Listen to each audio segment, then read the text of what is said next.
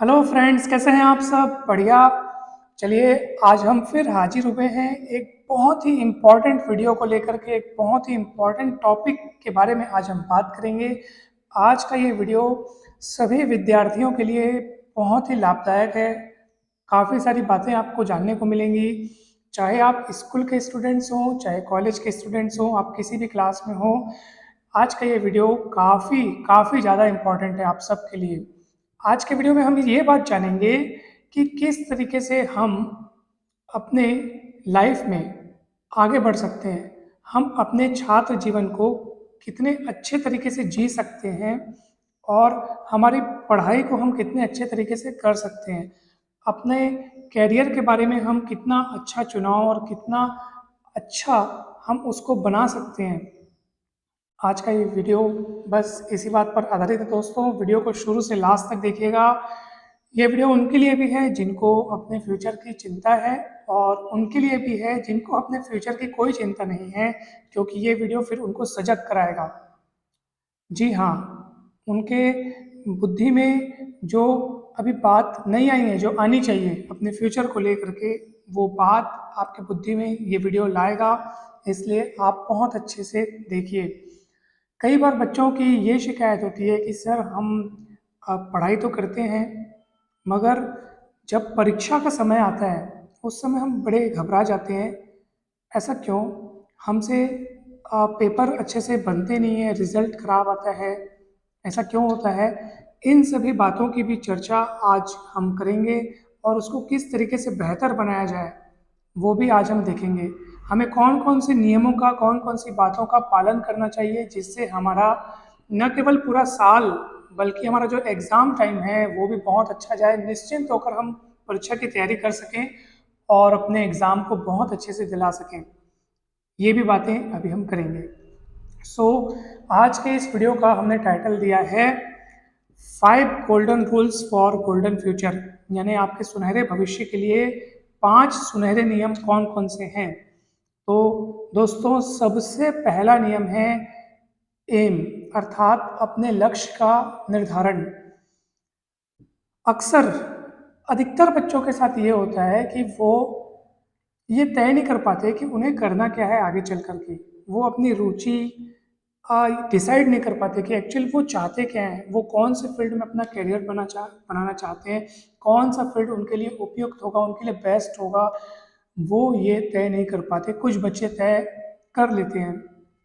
अगर आपने तय कर लिया है तो ये बहुत अच्छी बात है दोस्तों। जिन्होंने तय नहीं किया है अभी तक के, तो उनको घबराने की कोई भी चिंता, कोई भी घबराने की बात नहीं है। आप बिल्कुल निश्चिंत होकर के आज उसका उपाय जानेंगे। अगर आपने अभी तक लक्ष्य अपना तय नहीं किया है तो आपको क्या करना चाहिए, अब हम उस पर बात करते हैं। जिन्होंने लक्ष्य तय कर लिया है वो आगे के 4 नियमों पर अच्छे से ध्यान देंगे, और जिन्होंने लक्ष्य तय नहीं किया है तो वो सुनिए। अभी आप वर्तमान में जो कार्य कर रहे हैं, जिस भी कक्षा में हैं आप, चाहे ग्रेजुएशन की कोई भी कक्षा हो, first year, second year, final year, या फिर स्कूल की कक्षा हो, या फिर पीजी की कक्षा हो, आप जिस भी कक्षा में हैं, आप अभी फिलहाल उस पे अपना 100% दीजिए। जी हाँ, वैसे ये बात दोनों के लिए सच है। जिन्होंने अपना लक्ष्य तय कर लिया है और जिन्होंने नहीं किया है, उन सब के लिए ये बात सच है। कुल मिलाकर के आपको अपना पहला जो जिम्मेदारी निभाना है वो ये है कि आप वर्तमान पे फोकस करें। अभी जो चल रहा है, अभी जिस कक्षा में आप हैं उसकी पढ़ाई पर पूरा ध्यान लगाइए। बाकी सभी बातें बाद में। अभी कौन कौन से सब्जेक्ट्स हैं आपके क्लास में, क्या क्या सिलेबस है आपका, किस तरीके से आपको पढ़ाई करनी है, उन सभी बातों पर अपना ध्यान फोकस करें। और फिर सारे सब्जेक्ट्स में मेहनत कीजिए, जी तोड़ मेहनत करें, फुल प्रैक्टिस करें, क्वेश्चंस बना करके देखें। पिछले वर्षों में कौन कौन से क्वेश्चंस आए हैं उन सभी को आप देखें। अगर आप जी तोड़ मेहनत करेंगे ना दोस्तों, तो मैं निश्चित तौर पे बता रहा हूँ कि जितने भी सब्जेक्ट आप पढ़ते हैं उनमें से कुछ सब्जेक्ट आपको पसंद आने लगेंगे, आपकी रुचि जागृत होगी। आपको ऐसा लगेगा कि जब मैं ये पढ़ने बैठता हूँ तो मुझे बड़ा मज़ा आता है। और ये मज़ा आप तभी आप ये मतलब आपको तभी पता चलेगा कि किसमें ज़्यादा मज़ा आता है, जब आप उसमें समय देंगे। जब हम समय नहीं देंगे तो ये कैसे पता चलेगा कि आपको क्या अच्छा लगता है। इसलिए आप फुल प्रैक्टिस करें, फुल मेहनत करें, सभी सब्जेक्ट्स के लिए मेहनत करें। तो आपको धीरे धीरे आपको पता चलता जाएगा कि आपकी इंटरेस्ट किस सब्जेक्ट में, किस फील्ड में है, फिर आप उसको लेकर के आगे बढ़ सकते हैं। पढ़ाई तो ज़रूरी है ही ना दोस्तों। अगर आपको लगता है कि मेरी किसी भी फील्ड में इंटरेस्ट नहीं है, किसी सब्जेक्ट में इंटरेस्ट नहीं है, तो आप ये समझ लीजिए कि आप किसी दूसरे फील्ड के लिए बने। तो आप ये सोचिए कि फिर आपकी इंटरेस्ट है कहाँ, कौन सा ऐसा काम है जो आपको अच्छा लगता है, किस काम में आपको बोर नहीं लगेगा, ऐसा कौन सा काम है जिसमें अगर आप अपना दिन भर भी देते हैं तब भी आप थकते नहीं हैं। कोई ना कोई ऐसा काम होगा, फिर आप उसको सोचिए, फिर उस दिशा में कैसे आगे बढ़ा जाए।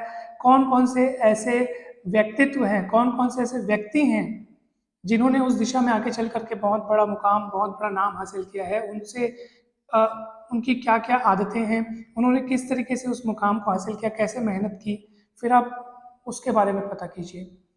अगर कोई कोर्स है, कोई एग्ज़ाम है जो आप क्वालिफाई करना चाहते हैं, तो आपका मेन फोकस वहाँ होना चाहिए। फिर ये देखिए कि उसके लिए कौन कौन सी बुक्स हैं, कौन कौन से नोट्स हैं, किस तरीके से हम उसको क्वालिफाई कर सकते हैं। जिन जिन लोगों ने उस एग्ज़ाम को क्वालिफाई किया है, आप उनसे संपर्क करने की कोशिश करें, उनसे पूछिए, क्योंकि जब तक आप में ये सब जिज्ञासा नहीं होगी, ये सब जानने का इंटरेस्ट नहीं होगी, आप कैसे बढ़ेंगे आगे। इसलिए आप पहले अपनी फील्ड चुन लीजिए, उसके बाद उसमें जितना आगे, फिर वो उसका कोई लिमिट नहीं है, आप जितना आगे बढ़ सकते हैं बढ़िए। आप लोगों से मिलिए और उसके लिए जो साधन जितने जुट सकते हैं सब जुटाइए, और फिर देखिए आप कैसे आगे नहीं बढ़ते उस फील्ड में। सो फील्ड का चुनाव करना उतना कठिन नहीं है, बस आप अपना वर्तमान एक बूंद भी व्यर्थ मत जाने दीजिए। जितना हो सके पढ़ते रहिए, पढ़ते रहिए। आपको कोई ना कोई एक सब्जेक्ट जरूर आप ऐसा लगेगा जो मेरा फेवरेट है, और फिर वो फेवरेट सब्जेक्ट को लेकर के आगे बढ़िए। पहला है लक्ष्य निर्धारण। अब दूसरा आता है हार्ड वर्क। जी हाँ दोस्तों, अर्थात कठिन परिश्रम। जी हाँ दोस्तों, अगर आपने लक्ष्य निर्धारित कर लिया, कोई एक ऐसा क्षेत्र चुन लिया जिस पे आपको आगे बढ़ना है, तो फिर बस अब जितना हो सके उस पे आप हार्ड वर्क कीजिए, कठिन मेहनत कीजिए। उसके जितने साधन हो सकते हैं, जितनी बुक्स हो सकती हैं, जितने नोट्स हो सकते हैं, सबका जुगाड़ कीजिए, सबको जुटाइए, और फिर आप पढ़ने बैठ जाइए और दिन रात जी तोड़ मेहनत करें, और सभी से अपनी शंकाओं का समाधान पूछें, अपने सीनियर से, अपने गुरुजनों से, और फिर आप उस दिशा में आगे बढ़ सकते हैं दोस्तों। कठिन परिश्रम का और कोई तोड़ नहीं है, इसका कोई विकल्प भी नहीं है। इससे बचना समझ जाओ, अपने लक्ष्य से दूर हटना है। इसलिए आप जितना ज़्यादा हार्ड वर्क करेंगे उतना ज़्यादा अपनी मंजिल के करीब पहुंचते जाएंगे। तीसरा जो गोल्डन रूल है वो है कंसिस्टेंसी, अर्थात आप जिस कार्य में लगे हैं उसमें स्थिर रहना। अर्थात आपको अ, किसी भी समस्या से डर करके दूर नहीं होना है, अर्थात आप लगातार उस कार्य को करते जाइए। अक्सर बच्चों की शिकायत रहती है, स्टूडेंट्स ये शिकायत करते रहते हैं कि सर साल भर तो ठीक चलता है, मगर लास्ट में जब एग्ज़ाम पास आता है तो हम बड़े घबरा जाते हैं, और फिर हम समझ नहीं पाते कि क्या पढ़ा जाए, क्या नहीं पढ़ा जाए, कितना पढ़ना चाहिए, कौन कौन से टॉपिक पढ़ें, और इसी उलझन में रह जाते हैं, और ओवरऑल पढ़ाई हो नहीं पाती है, परीक्षा की तैयारी भी अधूरी रह जाती है, और फिर पेपर अच्छे नहीं जाते हैं। ऐसा मैक्सिमम बच्चों की शिकायत रहती है। उसके लिए मैं आपको एक बहुत ही ज़बरदस्त उपाय बताता हूँ। ये उपाय आप अगर अपना लिए तो ये इसमें मेहनत भी कम है और आपका रिजल्ट भी अच्छा आएगा, क्योंकि आपकी तैयारी बहुत अच्छी होगी। देखिए, आप अभी तो सेशन की शुरुआत है, अभी पूरा साल बाकी है। तो आपको क्या करना है, जब भी आप क्लास में, आपको टीचर जो भी पढ़ा रहे हैं उनको आप अच्छे से नोट्स बनाइए। घर आकर के आप उस क्लास में उस सभी विषयों की बात कर रहा हूँ, जो जो पढ़ाया गया है आप घर आकर रिवाइज कीजिए, और ये काम रोज़ होना चाहिए दोस्तों। जी हाँ, रोज का काम अगर आप करेंगे तो वो बर्डन नहीं होगा। रिवाइज करने में देर ही कितना लगता है। सारे विषयों के टॉपिक को रिवाइज कीजिए, बुक्स से भी उसका अध्ययन कीजिए, अच्छे से उसको याद कर लीजिए, और ऐसा आप रोज करते जाइए। आप देखिएगा कि आप खुद में एक बदलाव पाएंगे। आपको लगेगा कि मेरी तैयारी तो बहुत अच्छे से हो रही है, मैं तो ऐसे पढ़ रहा हूँ मानो मेरा कल एग्जाम है, जबकि आप उतनी मेहनत वास्तव में कर नहीं रहे हैं, लेकिन फिर भी आपको ऐसा लगेगा। और ऐसा क्यों लगेगा? क्योंकि वो काम आप रोज कर रहे हैं। सो रोज नियमित अभ्यास का ये बहुत बड़ा लाभ होता है दोस्तों। जब कोई काम आप रोज करते हैं ना, तो वो थोड़ा थोड़ा काम भी बहुत ज़्यादा परिवर्तन ला सकता है आप में। आप जो टीचर पढ़ा रहे हैं वो तो पढ़ेंगे ही, लेकिन अगले दिन क्या पढ़ाया जाना है क्लास में टीचर के द्वारा, वो भी आप एक बार पढ़ के जाइए, ताकि आपको दूसरे दिन जब वो टीचर अब वो टॉपिक पढ़ाते हैं तो वो आपको जल्दी समझ में आता है। जो चीज़ 15 मिनट में समझ में आने वाली हो, वो आपको 10 मिनट में भी समझ में आ सकती है, अगर आप एक बार पढ़ के जाएं। सो डेली पढ़ें, रोज पढ़ें, और फिर आप देखेंगे कि आपका एग्ज़ाम कितना अच्छे से जाता है। जब भी कॉलेज में या स्कूल में कुछ एग्ज़ाम्स होते हैं, त्रैमासिक या यूनिट टेस्ट या अर्धवार्षिक, तो उनको आप वार्षिक समझ के ही दिलाएं, पूरे मेहनत के साथ दिलाएं, उसमें जरा भी लापरवाही न बरतें, जरा भी हल्कापन न शो करें। फिर आप देखेंगे कि आपका वार्षिक परीक्षा कितना अच्छा जा रहा है। सो डेली प्रैक्टिस आप अभी से करते जाइए। अभी से ये मानिए कि मेरा कल एग्ज़ाम है और मुझे आज पढ़ना है। जब आप रोज इस सोच के साथ पढ़ेंगे ना, तो आप बहुत अच्छे से पढ़ पाएंगे। सभी प्रकार के जो साधन होते हैं, यानी कि बुक्स आप अपने पास रखिए, बुक्स में कोई कमी मत बरतिए, लेकिन इसके साथ साथ मैं आपको सलाह दूंगा कि अनसॉल्व पेपर पिछले 5 साल के जो होते हैं, उनको आप जितनी जल्दी हो सके अपने पास उसको उसकी व्यवस्था कर लें, क्योंकि उससे आपको नॉलेज मिलेगा कि पिछले 5 वर्षों में कैसे कैसे प्रश्न पूछे गए हैं, किस किस टॉपिक से किस तरीके के प्रश्न पूछे जाते हैं, तो आपको तैयारी करने में बहुत बड़ी मदद मिलेगी। जी हाँ दोस्तों, पुस्तकों और पुस्तकों के साथ साथ अन्य सामग्रियों की भी आप कोई कमी मत रखें। अगर बुक्स के साथ साथ ऐसी बहुत सारी सामग्रियाँ आती हैं जिनमें इंपॉर्टेंट क्वेश्चंस दिए होते हैं, इंपॉर्टेंट सॉल्यूशंस दिए होते हैं, सरल तरीके के सॉल्यूशंस दिए होते हैं, सेलेक्टेड क्वेश्चंस दिए होते हैं, ऐसे बहुत सारी चीज़ें आती हैं, तो आप उनको भी पढ़ें। तो अपने स्टडी का दायरा कभी भी सीमित मत रखें। आपको हर चीज़ से कुछ न कुछ नया मिलेगा, कुछ न कुछ जानने को मिलेगा, और इससे आपकी स्टडी बहुत ज़्यादा इफेक्टिव हो जाएगी। चौथा जो मेन रूल है दोस्तों, चौथा मेन रूल, एकदम ज़्यादा मेन रूल है, और वो है दोस्तों इंटरेस्ट, लगन, जिसके बिना सब अधूरा है। जी हाँ दोस्तों, लगन और इंटरेस्ट अगर न हो तो हार्ड वर्क करने का भी मन नहीं करता। आप बोलेंगे सर पढ़ने के लिए समय है, पढ़ भी लें, मगर ये मन है कि वो पढ़ाई में लगता नहीं है। पढ़ने बैठो तो 2 मिनट में मन इधर से उधर भागता है कि जिसकी कोई हद नहीं है, और समय निकल जाता है बहुत सारा, और पता चलता है कि हमने कुछ पढ़ा ही नहीं। तो सबका कारण एक है। देखिए, आप इस बात की शिकायत ना करें कि हमारा ध्यान भटक रह गया, हम उन चीज़ों के बारे में सोच रहे हैं, वो सॉल्यूशन नहीं है। आप ये मत सोचो कि मैं इधर उधर का सोचना बंद कैसे करूं। ठीक है भाई, कहीं अगर अंधेरा है तो हम अंधेरे से क्यों शिकायत करें? अंधेरे का कोई अस्तित्व नहीं है, वो बस लाइट की अनुपस्थिति का नाम है। आप लाइट ला लीजिए, अंधेरा अपने आप गायब हो जाएगा। अंधेरे का कोई अस्तित्व, अंधेरा कोई चीज़ थोड़ी है ना? तो वैसे ही आपका दिमाग अगर अगर भटकता है, तो आप उस पर शिकायत मत करें कि मेरा दिमाग क्यों भटक रहा है, मैं इतना ज़्यादा क्यों सोच रहा हूँ, मुझे तमाम बातें दुनिया भर की ये पढ़ाई करते ही समय क्यों याद आती हैं, बाकी समय क्यों याद नहीं आती हैं। अक्सर बच्चों की ये शिकायत रहती है दोस्तों। तो इससे बचने का उपाय क्या है दोस्तों, कि आप जो पढ़ रहे हैं ना, उस पर कितना जल्दी आप फोकस कर सकते हैं, कितना इंटरेस्ट बना सकते हैं आप उस पर, ये ध्यान दीजिए। यानी कि आप उसको एकदम ज़्यादा इंटरेस्ट से पढ़िए, आप चाहिए उसको। यानी आप बोलिए कि मेरे को ये चीज़ बहुत अच्छी लग रही है, मेरे को ये चीज़ जाननी है, ये चीज़ कैसे होता है, कैसे सवाल बनता है, इस टॉपिक में क्या क्या है, उसके बारे में जितना ज़्यादा आप अंदर घुसने की कोशिश करेंगे, जानने की कोशिश करेंगे, जितना ज़्यादा आप उस पर इंटरेस्ट लेंगे ना, आप समझ जाइए कि ऑटोमेटिक आपका ध्यान बाकी चीज़ों से हटने लगेगा। ये सबसे बेस्ट उपाय है। सो इंटरेस्ट लाइए आप, जो भी सब्जेक्ट हो आपका फेवरेट, उसको ज़्यादा देर पढ़िए, उसमें तो आपके बेस्ट मार्क्स आने ही चाहिए, और धीरे धीरे फिर आपको सारे सब्जेक्ट में भी इंटरेस्ट आएगा, पॉजिटिविटी बढ़ेगी आपकी, आप अच्छा सोचने लगेंगे और सारे विषयों में ध्यान देंगे, और फिर धीरे धीरे आपको एक सब्जेक्ट के बदौलत सारे सब्जेक्ट्स में आपका इंटरेस्ट आते जाएगा। आपका क्योंकि आपका कॉन्फिडेंस बढ़ेगा, आपको ऐसा लगेगा कि मुझे ये चीज़ अच्छी लग रही है तो ये भी अच्छी लग सकती है अगर मैं चाहूँ तो। और फिर आप हाँ चाहेंगे, क्यों नहीं चाहेंगे, आपको अपना एग्ज़ाम अच्छे से दिलाना है तो ज़रूर चाहेंगे। और फिर आप धीरे धीरे सारे सब्जेक्ट्स में अपना इंटरेस्ट बना लेंगे। जिस फील्ड में आपको इंटरेस्ट है आप उसमें अपना इंटरेस्ट और आगे बढ़ाते जाएंगे, तो देखिएगा कि आप बहुत बहुत ज़्यादा उस विषय पे पारंगत हो चुके हैं, उस फील्ड पे पारंगत हो चुके हैं। दोस्तों ये था चौथा गोल्डन रूल।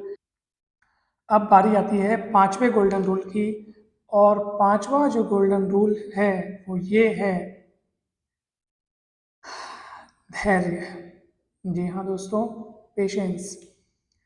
ये भी एक ऐसा गुण है जो इन सभी गुणों से ऊपर है, यानी कि ये ऐसा गुण है जो इन सभी चीज़ों को संभाल सकता है। बिना इसके हम आगे बढ़ करके भी पीछे हो सकते हैं। हाँ, यदि हम धैर्य नहीं रखते हैं, छोटी छोटी समस्याओं से घबरा जाते हैं, हम पढ़ाई कर रहे हैं और अचानक कोई विघ्न, कोई बाधा आ जाती है, किसी प्रकार का डिमोटिवेशन आ जाता है, तो हम क्या करते हैं, पीछे हट जाते हैं और फिर उस चीज़ को स्टार्ट ही नहीं करते। नहीं दोस्तों, धैर्य रखिए और सकारात्मक बने रहिए। ये सोचिए कि सब कुछ अच्छा होगा और धैर्य रखते जाइए। कोई भी समस्या आ रही है तो आप ये मानिए कि उसका समाधान भी है। कोई भी समस्या बिना समाधान के नहीं आती है, समस्या में उसका समाधान छिपा हुआ है, बस देखने की जरूरत होती है। तो आप उसे देखिए।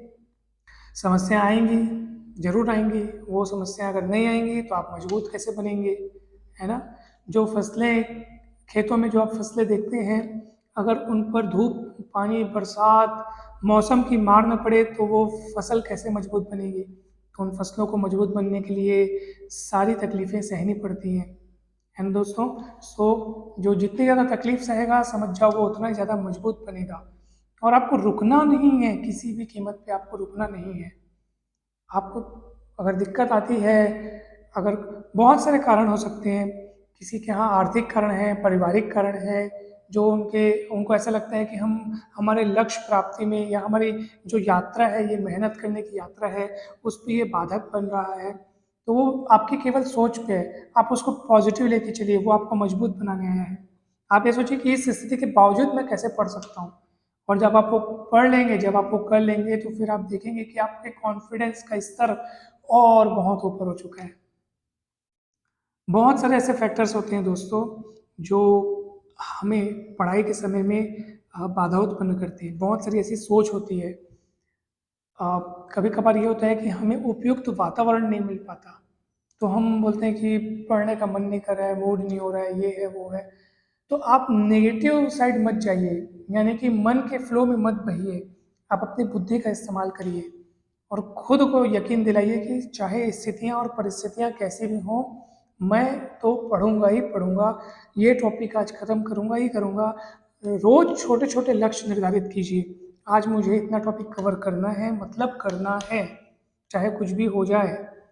सो जब आप अपने आप को ऐसे ऑर्डर देने लगेंगे और अपने आप में ऐसे लक्ष्य निर्धारित करने लगेंगे, रोजाना डेली के लिए लक्ष्य निर्धारित कीजिए, तो देखेंगे आप कि आपकी तैयारी बहुत अच्छे से हो रही है। दोस्तों ये था फिफ्थ गोल्डन रूल। और ये पांचों गोल्डन रूल अगर आप फॉलो करते हैं तो आप यकीन मानिए कि आप बहुत ही कम समय में एक बहुत ही क्वालिटेटिव पर्सन, यानी कि अपने फील्ड में बहुत अधिक जानकारी रखने वाले और अपने विषयों के बहुत अच्छे ज्ञाता बन सकते हैं। आपकी पढ़ाई एक बहुत अच्छे लेवल पे पहुंच जाएगी और डेफिनेटली फिर आपके रिजल्ट्स जो हैं वो बहुत ही ज़्यादा अच्छे आएंगे दोस्तों।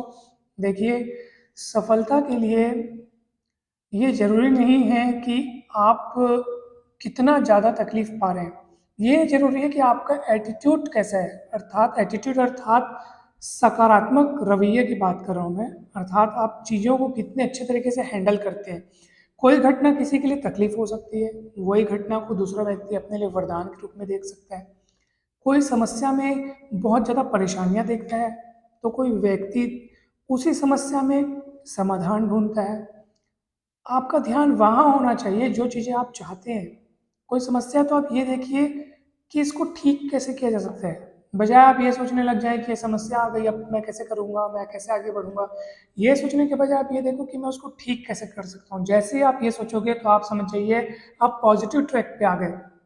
और आपको फिर उसको सॉल्व करने के बहुत सारे आइडियाज़ भी आ जाएंगे और निश्चित रूप से आप आगे बढ़ जाएंगे दोस्तों। सो आपका ये पूरा साल और ये पूरा जीवन बहुत बहुत ज़्यादा खुशियों भरा हो और आप अपने लक्ष्य को प्राप्त करने में ज़रूर ज़रूर सफल हो। इन्हीं शुभकामनाओं के साथ आप सभी को हमारा जय श्री राम।